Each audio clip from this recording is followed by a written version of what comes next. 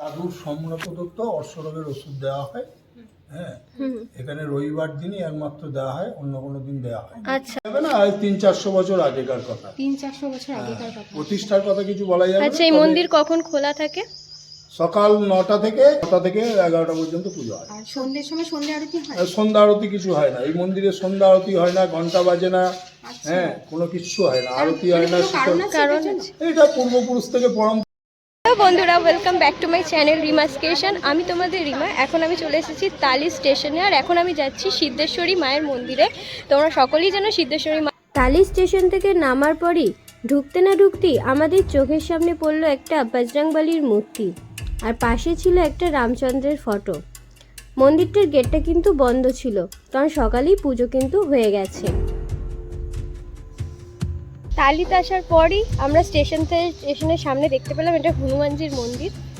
তো মন্দিরটা সত্যি খুব সুন্দর। পুজো হয়ে গেছে, এই গেটটা এখানে বন্ধ আছে, তাই আমরা বাইরে থেকে ভিডিওটা করছি। আমরা তালি স্টেশনে সিদ্ধেশ্বরী মায়ের মন্দিরে চলে এসেছি, আর মায়ের মন্দিরে চলছিল এখন পুজো।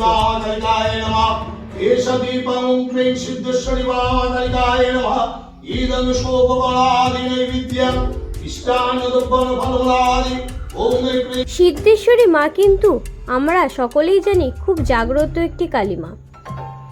এই মায়ের কাছে এসে যে যা মানত করে সেটাই পূর্ণ হয়। আর এই মায়ের মন্দিরে অশ্বরোগের ওষুধ পাওয়া যায়। অশ্বরোগের ওষুধ নিতে আসতে গেলে তোমাদের সকালবেলায় স্নান করে কিছু না খেয়ে এই মন্দিরে আসতে হবে। আর এই মন্দিরে নিত্য সেবা হয়, সকাল 9টা থেকে 11টা পর্যন্ত এখানে নিত্য সেবা হয়।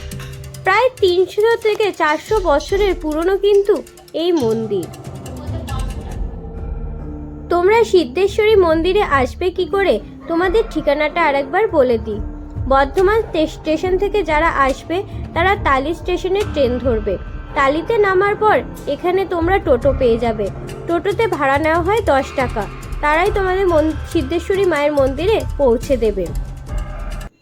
তোমরা কি শুনেছ কোনো মন্দিরে সন্ধেবেলায় পুজো হয় না? কিন্তু এই সিদ্ধেশ্বরী মায়ের মন্দিরে সন্ধেবেলায় পুজো হয় না, কোনো ঘন্টার ধ্বনি বাজে না কিন্তু এই মন্দিরে। কিন্তু এর কারণটা কি, সমস্ত কিছুই তোমাদের সাথে শেয়ার করব। তোমরা ভিডিওটা কেউ স্কিপ করবে না। এই মন্দিরের মেন যে পুরোহিত, তার কাছেই তোমাদের কাছে সব কিছু শোনাবো।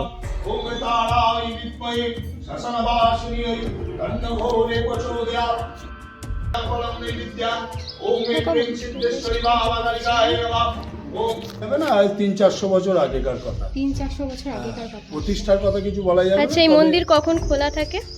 সকাল 9টা থেকে বেলা 11টা পর্যন্ত খোলা থাকে, আবার সন্ধ্যেবেলায় 6টা থেকে 7টা পর্যন্ত খোলা থাকে। আর কখন সকালে পুজো 9টার মধ্যে হয়ে 9টা থেকে 11টা পর্যন্ত পুজো হয়। আর সন্ধ্যের সময় সন্ধ্যা আরতি হয়? সন্ধ্যা আরতি কিছু হয় না এই মন্দিরে, সন্ধ্যা আরতি হয় না, ঘন্টা বাজে না। হ্যাঁ, কোনো কিছু হয় না, আরতি হয় না। কারণ এটা পূর্বপুরুষ থেকে পরম্পরা হয়ে আসছে, এটা প্রতিষ্ঠা থেকেই হয়তো হয়ে আসছে। যে কোনো শীতল হয় না, ঘণ্টার ধ্বনি হয় না, আরতি হয় না, পুষ্পাঞ্জলি হয় না, এসব কিচ্ছু হয় না। পঞ্চমুণ্ডী আসন আছে, পঞ্চমুণ্ডী আসনে নিত্য সেবা হয়। আর মায়ের মূর্তি থাকে কার্তিক মাস থেকে ফাল্গুন মাসের শেষ রবিবার পর্যন্ত।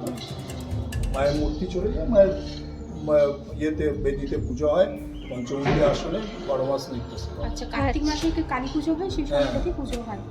আচ্ছা, আর এখানে শুনেছি যে সাধু কমলাকান্ত নাকি সাধনা করেছেন। হ্যাঁ, কথিত আছে সাধক কমলাকান্ত এসেছিলেন। হ্যাঁ, পঞ্চমুণ্ডী কথিত আছে, ঠিক আছে। মানে এটা কোনো বিশেষ কারণ নেই যে ঘন্টার ধ্বনি বাজে না বা সন্ধ্যা? না, এটা একদম শুরু থেকেই হয়ে আসছে। হ্যাঁ, হয়ে আসছে যে এখানে কোনো ঘন্টার ধ্বনি হয় না, আরতি হয় না, শীতল হয় না, পুষ্পাঞ্জলি হয় না। পুষ্পাঞ্জলিও হয় না?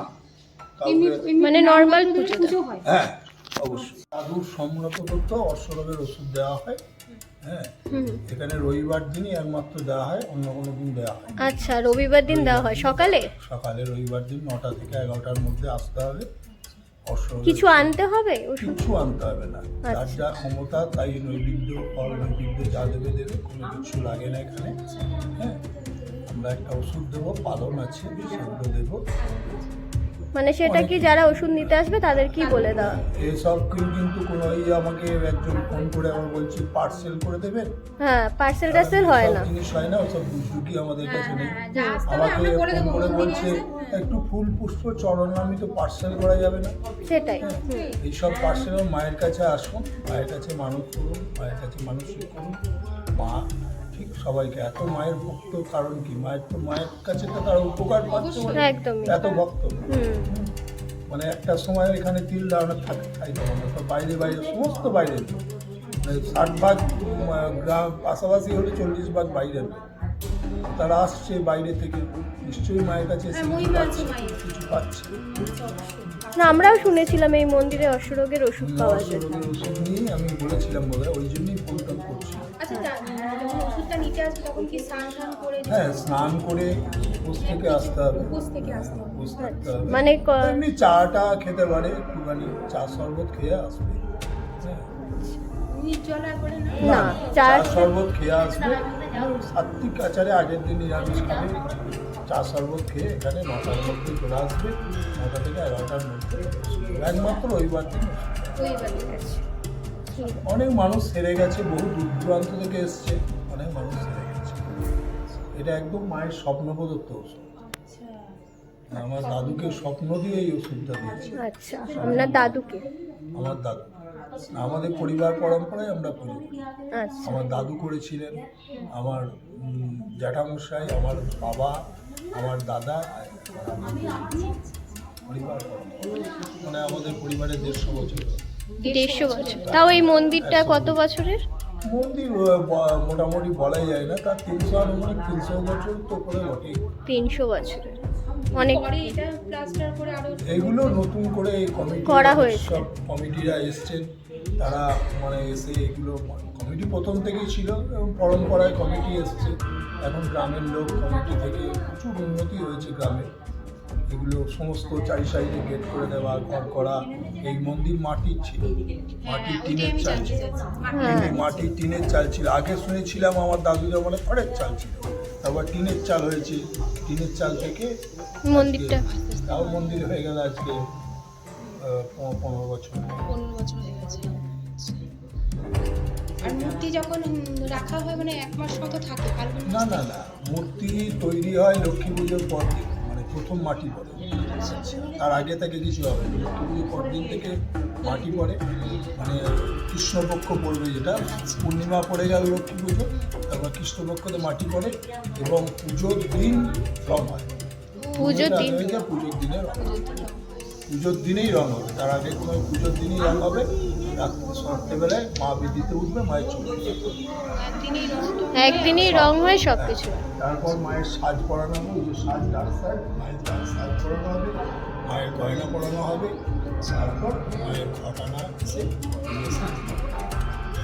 আরেকটা কথা জিজ্ঞাসা করছি, বলছি দেখতে পাচ্ছি আমি দুর্গার সাথে একটা ঘোড়া রয়েছে, যেটা প্রিয় স্থানে আমরা দেখতে পাই। হ্যাঁ, তো এইখানে এটা হ্যাঁ, আমাদের ঘোড়া থাকে, এটা বরাবরই ঘোড়া আছে। হ্যাঁ, আমরাও দেখে আসছি, বা আমাদের পূর্বপুরুষ থেকে ঘোড়া মায়ের থাকে। মানে এটা কি মানত করার পরে ঘোরা? না না না, মায়ের একদম মূর্তির সঙ্গেই হয়, মূর্তির সঙ্গে তৈরি হয়। আবার এই ঘোড়াগুলো আবার একটু রং টং করে দেওয়া হবে, ঘোড়াগুলো থাকে, বিসর্জন হয় না। আচ্ছা, ঘোড়াগুলো বিসর্জন হয় না। আবার ভেঙে টেঙে গেলে তখন তো সারাতেই তখন হবে। হ্যাঁ, সারাতে হবে। মানে যখন মায়ের মূর্তিটা তৈরি হয় তখন কি ঘোড়া আবার নতুন করে হয়? না, না, এই ঘোড়াটা কি এই ঘোড়াটাই আবার রং টং করে রং দেয়। টং করে করে? এবার যদি দেখা যায় যে নতুন করে করতে হবে, সেক্ষেত্রে হ্যাঁ, যদি এই ঘোড়াগুলো তো নতুন করেই করা হয়েছে, আগেকার ঘোড়াগুলো হয়ে গেছে, অনেক দিন থাকলে ইয়ে হয় না, ফাটাফাটি হয়ে যায়, সারা নোড়া হয় তো। মায়ের ওই যে সাকা আছে, মায়ের নামে হ্যাঁ, আমি হ্যাঁ। জিজ্ঞাসা করছিলাম এই যে পড়াগুলো চাকা। ওই যে চাকা আছে, ওই যে সামনে, ওই যে ওইদিকে মায়ের চাকা, ওই যে চাকা মাকে আছে, বের করতে হয় এরকম চাকা দিয়ে। চাকা লাগিয়ে মাকে বের করতে হয়। ওই দিঘির পাড়ের পুকুরে মাকে বিসর্জন হ্যাঁ, করা হয়। হ্যাঁ, আচ্ছা, আগে এইখানে আমাদের কাছেই হতো, কিন্তু এখন এত লোক সমাগম হয়, এইখানে হয় না, একটু ফাঁকা প্লেসে, যার জন্য ওখানেই করা হয়। দেখেছি আমি বিসর্জনের ভিড়টা প্রচুর ভিড় হয়। প্রচুর বাইরে, মানুষের হ্যাঁ। প্রচুর বাইরে। প্রচুর। এইখানটা তো সবাই ঢুকতে পারে না, ওই পুকুর পাড়টায় তো গাদা লোক এখানে থাকে। যায়, এখানে ঢুকতে পারে না। আর এখানে দেখেছি অনেক কিছু লুট দেওয়া হয়, যেটা অন্যান্য হ্যাঁ। জায়গায় ফল বা ফল বাতাস এখানে বাতাসা পাটালি গজা। লাড্ডু সমস্ত কিছু দেওয়া বাতাসারাই বেশি পড়ে, পাটালি লাড্ডু যার যা মানত থাকে সে সেটা দেয়। মন্ডা সবাই দেয়। মেন পুরোহিতের কাছে তোমরা সব কিছুই জানতে পারলে সিদ্ধেশ্বরী মায়ের মন্দিরের ব্যাপারে। যদি তোমাদের ভিডিওটা ভালো লেগে থাকে অতি অবশ্যই লাইক কমেন্ট শেয়ার করতে ভুলবে না। আর যারা আমার চ্যানেলে নতুন তারা আমার চ্যানেলটাকে সাবস্ক্রাইব করতে ভুলবে না।